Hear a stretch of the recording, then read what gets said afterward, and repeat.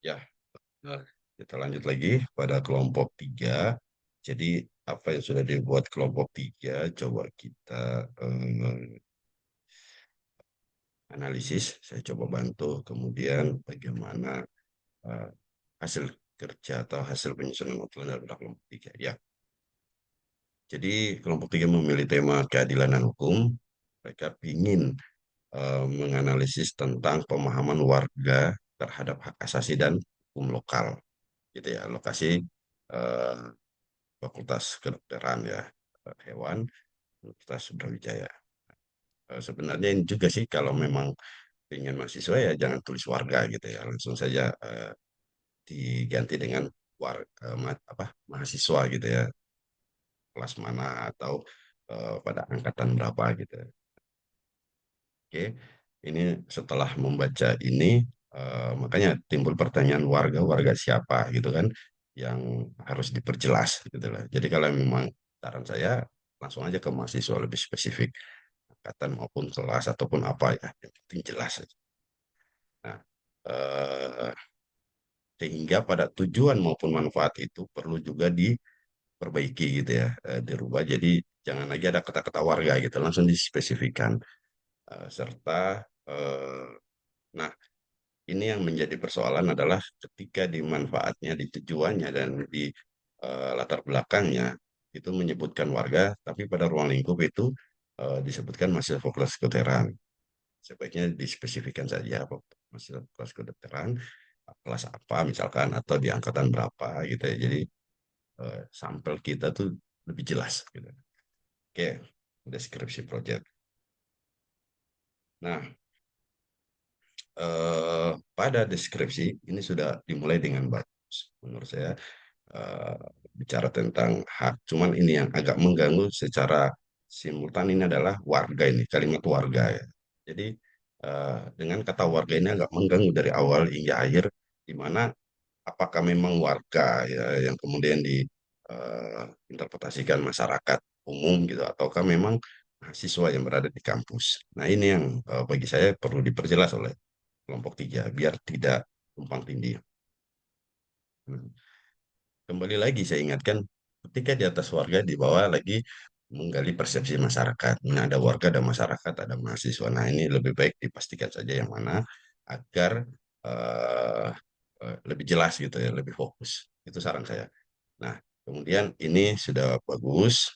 Nah, kemudian ada sedikit ganjalan bagi saya ketika hanya ada beberapa jadi penyusun makalah gitulah. Sebaiknya dibikin berkesinambungan dan punya keterkaitan antara satu anggota dengan anggota yang lain. Yang satu misalnya fokus sebagai misalnya Laila sebagai penyusun makalah, mungkin uh, Anindya, Fadel itu membantu dalam sebagai pembantu dalam penyusunan makalah atau ikut membantu.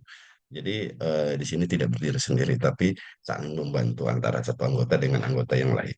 Nah, saran saya juga dibuat dalam tabel, begitu juga eh, timeline dan deadline-nya. Buat saya kalau bisa dibikin per minggu misalkan, minggu pertama ya misalkan ya penyusunan struktur. Terus minggu kedua atau dibikin limit waktu tertentu. Kalau seperti ini bisa juga, tapi ini kan pasti gitu ya, sangat pasti sekali. Jadi tanggal 27 Oktober misalkan. Terus pengumpulan struktur proposal 8. Nah, ini yang agak, agak riskan gitu ya. Pembagian kuesioner tanggal 2. Nah, ini terlalu kaku, tapi kita buatkan agak umum gitu ya. Jadi ada yang umum, ada yang khusus. Khususnya nanti di pelaksanaannya, di rencana implementasinya. Tapi kalau timeline bisa kita bikin secara umum. Oke, metode yang kita gunakan melalui metode wawancara ya. Oke, nah ini sumber yang dibutuhkan ada responden dari Duta Veteriner, 2000 mahasiswa Fakultas Kedokteran Hewan.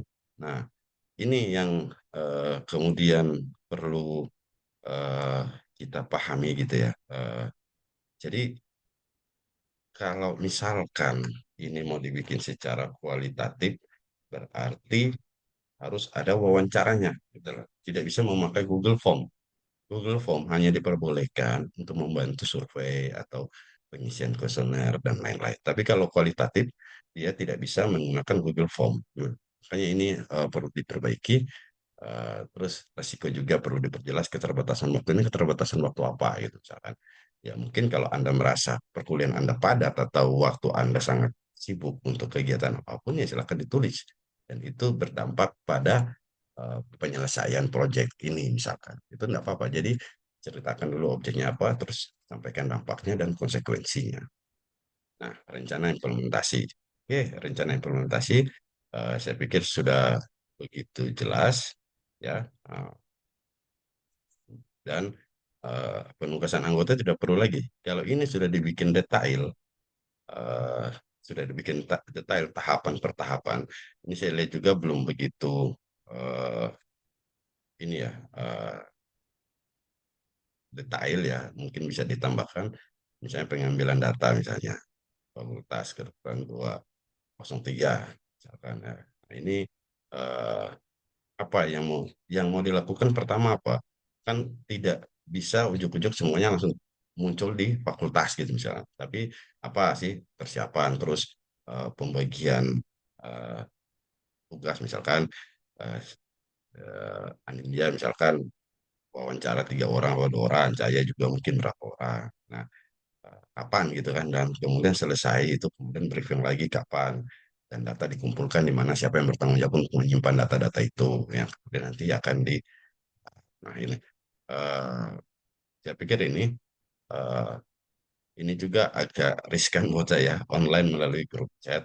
Eh, oke silakan, tapi menurut saya jangan semuanya online. Ini kelihatan sekali kelompok Anda ini sibuknya luar biasa sampai pertemuan ataupun apapun selalu lewat Zoom gitu ya.